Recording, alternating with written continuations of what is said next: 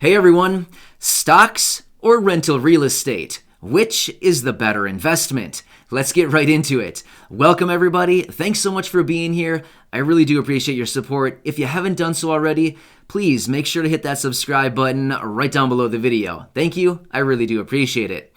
So stocks and real estate are two very different investment vehicles. So which leads me to a couple questions for you. What are your objectives? First off, are you looking for something liquid where you can pull your money in and out very quickly? Or are you looking for something a little bit longer term? Are you looking for something with volatility where you can gain massive profits very quickly? Or are you looking for something that'll generate cash flow month over month, year over year for the next 5, 10, 15, maybe 20 years? What is your risk tolerance and what is your time horizon? With all that being said, let's get into these topics a little bit further and discuss them individually. Let's talk about stocks first. So stocks, as you probably know, are incredibly liquid.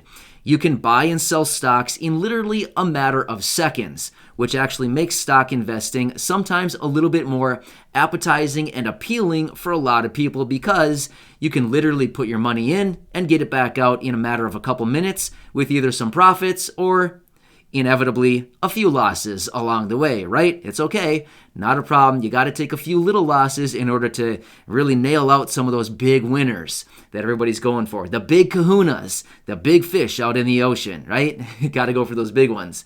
But at the same time, stocks can also, well, when I say stocks, I also refer to stocks, ETFs, everything that trades within the financial markets.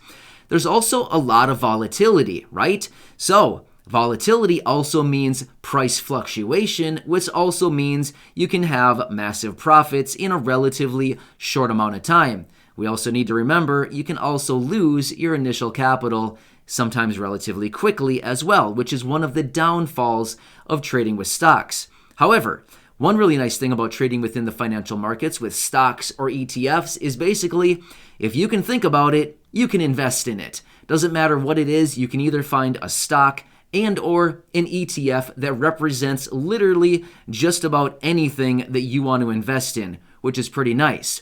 One other cool thing about stock investing that appeals to a lot of people is barriers to entry.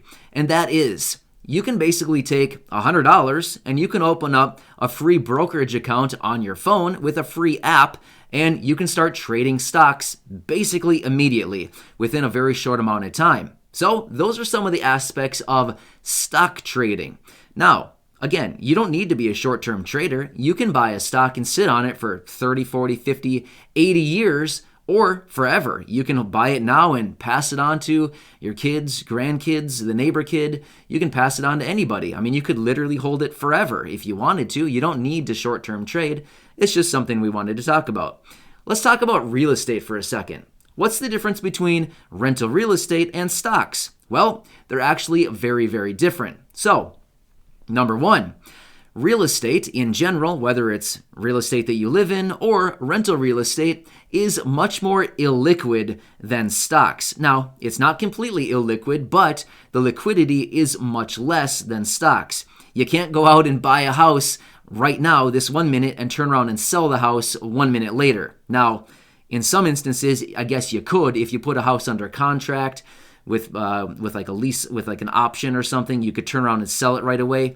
But that's not really what I'm talking about in this video. I mean rental real estate as in you buy a house and then you maybe put a tenant in it or you buy it with a tenant and you collect rents, things like that. Typically, you don't really flip real estate in a matter of seconds like you can possibly do with stocks. One other thing about real estate is this is more of a long game. As in stocks trading, you're in and out within maybe a few minutes, a couple days, a couple weeks, maybe a couple months. Whereas if you're buying rental real estate, it's typically something that you buy today and you're probably going to hold on to it for at least a few years, I would imagine. Maybe 3 years, 5 years, 7 years, 10, 15, 20, 30 years.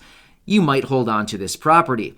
At the same time, you're going after the monthly cash flow of that property, right?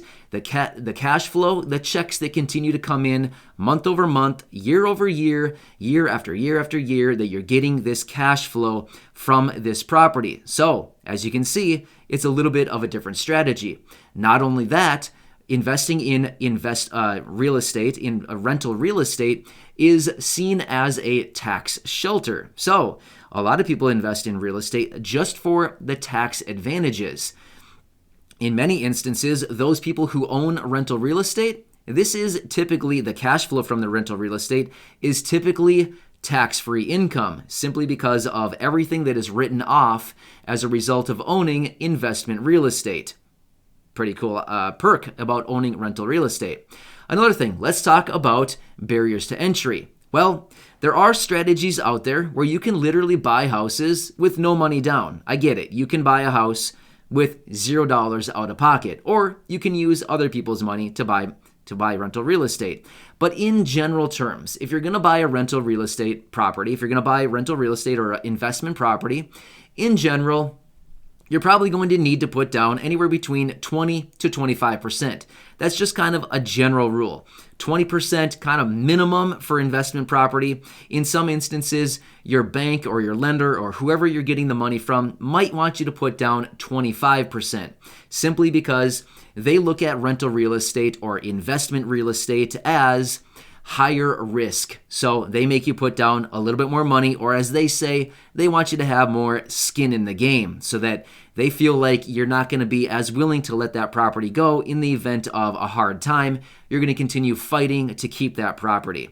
So another thing cool about real estate investing versus stocks is that when you buy a rental property or real estate, you are buying real property. When you buy stocks, you're literally buying paper. That's it. You're buying virtually nothing when you buy stocks other than paper. That's it. You're buying a contract. That's about it. However, when you buy a house and you hold the deed for that house, you are literally the owner of a tangible property, real property, which is why it's called real estate. So, these are some differences between investing in stocks and rental real estate. Again, there's no right or wrong. It totally depends on the questions that I asked at the beginning of this video. What is your time horizon? What is your risk tolerance? What are you looking for? Illiquid or liquid? Are you looking for something you can get in and out of very quickly or not so quickly? Are you looking for the short-term massive gains? Or are you going to look for the cash flow month over month, every single year, year after year from your property? Again, no right or wrong. It totally depends on your objectives and what fits your investing style and your personality. Of course, I will have many follow-up videos to this one, talking about real estate, talking about stocks, all of this stuff. But hopefully this video got you thinking a little bit about some different options that are out there. There's a lot of different strategies out there, but hopefully this gets you thinking a little bit and helps you recognize some of the different options that are available to you. I hope you enjoyed the video. Thanks again, everybody. I really do appreciate your support. Make sure to hit that subscribe button down below, and feel free to leave a comment or questions down below, and feel free to share the video if you'd like. Thanks again, everybody. I'll catch you in the next video.